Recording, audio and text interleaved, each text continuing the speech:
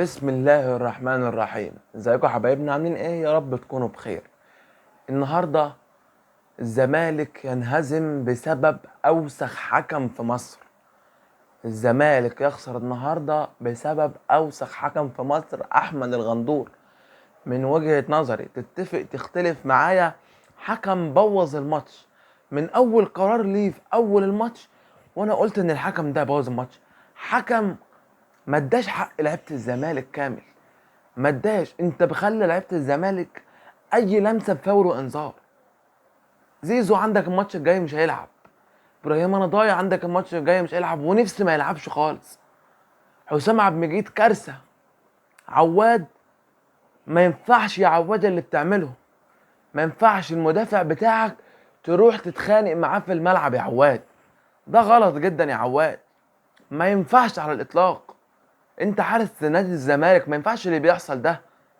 انت حارس نادي الزمالك، ما ينفعش اللي بتعمله ده خالص. انت حارس نادي الزمالك، والحكم اوسخ حكم شفته. حكم اي قرار بفاول وانذار. ازاي يعني؟ ضربة الجزاء دخلت جوه وما حسبهاش. فين الروح وفين يا عم؟ في زمن الفار الجون ما بيتحسبش، امال لو مفيش فار هنعمل ايه؟ اوسخ حكم في مصر بوظ الماتش خالص. الماتش الزمالك ضاغط وضربة جزاء تخش هنتعادل 1-1، يقوم لاغي ضربة الجزاء ما تحسبهاش جون. ازاي يعني؟ حكم ينرفز وحاجة تضايق في الدوري بتاعنا. دوري خالة نفيسة، دوري ما يعلم به الا ربنا. وعايز برضه اسال مسؤولين الكرة في مصر، ازاي النادي المصري الدوري كله بقاله 3 سنين ما بيلعبش غير في برج العرب؟ ازاي يعني؟ يعني الاهلي يروح يلعبوا الماتشين في برج العرب والزمالك يروح يلعبوا الماتشين في برج العرب. ليه يعني؟ مين النادي المصري عشان نروح نلعبوا ماتشين في برج العرب؟ ما تغيروا يا عم الاستاد، هو مفيش غير برج العرب اللي بيلعب عليه. الداخليه هتلاقيه لعبوا ماتشين رايح جاي على بيراميدز، ماتشين على برج العرب. هو ايه يا عم، المصري اشترانا ولا ايه؟ في يا جدعان مش كده، كل واحد ليه ملعب يلعب عليه. ازاي المصري ما بيطلعش بره برج العرب؟ ده قانون مين وفي دوري مين ده؟ لازم نشوف ونتخذ قرارات. مجلس اداره نادي الزمالك لازم يتخذ اجراء كبير جدا مع هذا الحكم، لان الحكم بوظ الماتش. ولازم تقف وقفه مع اللعيبه دي. اللعيبه دي لازم واقفه، لازم تمشي لعيبه خلاص. عندك نيمار ما يقعدش على الدكه، عندك اوباما ما يقعدش على الدكه، موتيبا ما يقعدش على الدكه. اللي بيحصل ده غلط.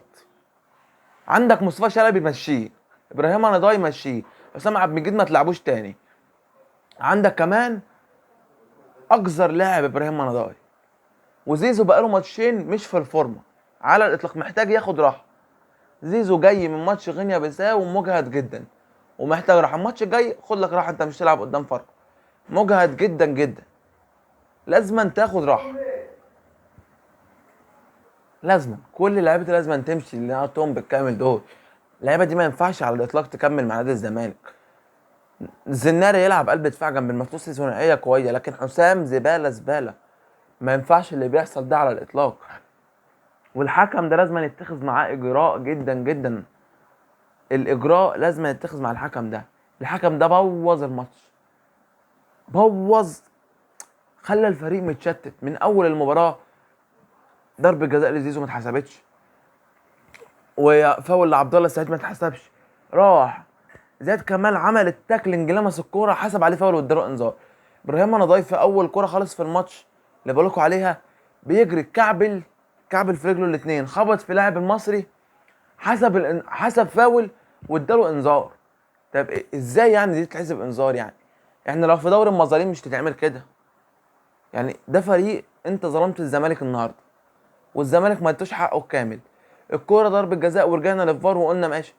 الكوره جون وعدت بكامل هيئتها. هحطها لكم دلوقتي يعني ولا ايه؟ ما انا مش عارف. الكوره جون وعدت بكامل هيئتها. ما هو توتر اعصاب بس مش كده. خلى لعيبه الزمالك تخرج عن تشتيتها وراحوا جابوا التاني فينا. ده غلط، اللي بيحصل ده غلط. انا خلي بالك لو في ماتش الاهلي هطلع اتكلم برضو كده، انا زملكاوي، بس ده لو في ماتش الاهلي هطلع اقول ان الحكم ظلم الاهلي. لكن النهارده الزمالك اتظلم والحكم ظلم الزمالك. واللي بيحصل في مصر منظومه فاشله جدا جدا. منظومة أسوأ من الممكن. منظومة تحكيم من مجلس إدارة اتحادات، من مجلس إدارة الزمالك اللي مش عارفة تسيطر على اللعيبة. عندك خسرنا بعد كأفريقيا ما خدناها ماتشين، وتعادلنا ماتش وكسبنا ماتش. ده مش نادي الزمالك ده حضرتك انت بتلعب انت وهو يا حبيبي، انت وهو كان حلمك وانت صغير تعدي من جنب بوابة نادي الزمالك، مش تخش جوه تعدي وتقول لهم ده انا رحت عند نادي الزمالك. دلوقتي انت بتلعب بتيشيرت نادي الزمالك. فين الروح؟ فين الرجولة؟ وفين العزيمة؟ فين؟ انت بتلعب بتيشيرت نادي الزمالك. فين يا جدعان؟ فين العقلية بتاعتكم؟ اللي بتعملوه ده غلط. لازما كل لاعب يلعب زي محمد شحاتة، المثل الأقوى اللي من ساعة ما جه أثبت نفسه وأثبت إنه يستحق يلبس تيشيرت نادي الزمالك. محمد شحاتة لعيب ما ينفعش يتحط باك يمين، ده لعيب هجومي، لعيب كواليتي، مش عايز يرجع بالكورة، عايز يخليك قدام على طول، عايز يوديك على المرمى. انت حاطه باك يمين مش بتاعته، بيأدي فيها ولكن مش هيديك بنفس اللي بيديهولك قدام. عمر جابر يرجع وفتوح، يا فتوح انت مقصر بنسبة 100% في الجبهة الشمال، انت نص الزمالك في الجبهة الشمال. ابراهيم رضاي يلعب نتلسع، عمر جابر يلعب باك شمال نتلسع. الجولين النهارده من جبهة ابراهيم رضاي، ايه يا جدعان دي مش كرة في مصر على الاطلاق. انت بتضيع كل المجهود اللي بتعمله. وهفضل اقولها برضو، الحكم ظلم الزمالك، واحمد الغندور من اول ما قلت لكم بوظ الماتش من اوله. واوسخ حكم في مصر احمد الغندور، بوظ الماتش، بوظ اطلاقا الماتش. خلاص خلى اللعيبه تطلع بره الماتش. توتر اللاعبين يعني الشد العصبي خلاص راح منهم. خلاص اللعيب كله بقى بيخبط فيه، كله مصري زمالك. حتى علي ماهر يقول له خلاص صافى. ايه يا عم؟ اللي بيحصل ده في مصر غلط. ولازما منظومة الاتحاد ومنظومة التحكيم لازما نشوف حل في أزمة الحكام وأزمة الفار. ازاي كرة زي الجون دي ما تتحسبش؟ حسبت البيلين وقلنا 10/10 وجبتها من زاوية. ازاي الكرة تاني تخش بتاعت البيلين جون وما تحسبهاش؟ انت ايه؟ مش حكاية اهلي وزمالك دلوقتي ولا مصري ولا اي حد. الحكاية دلوقتي منظومة التحكيم. لازم نراجع ونتخذ اجراءات، ولازم نبص كويس، ولازم نختار حكام على قد الماتش. احمد الغندور اوسخ حكم في مصر، هو ملخص الفيديو. اوسخ حكم في مصر احمد الغندور. ومحدش يزعل من الطريقة دي، هنتكلم بيها بعد كده. من اللي معاه مش هيعجبنا، اي حد مش هيعجبنا هنطلع نخبط فيه ايا كان مين. وانا قلتها لكم اهو، اي حد مش عاجبنا هنطلع نخبط فيه. ما بنخافش، الكرة فيها كده، لازم تخبط فيه عشان يفوق. من اهلي من زمالك لازم تخبط فيه.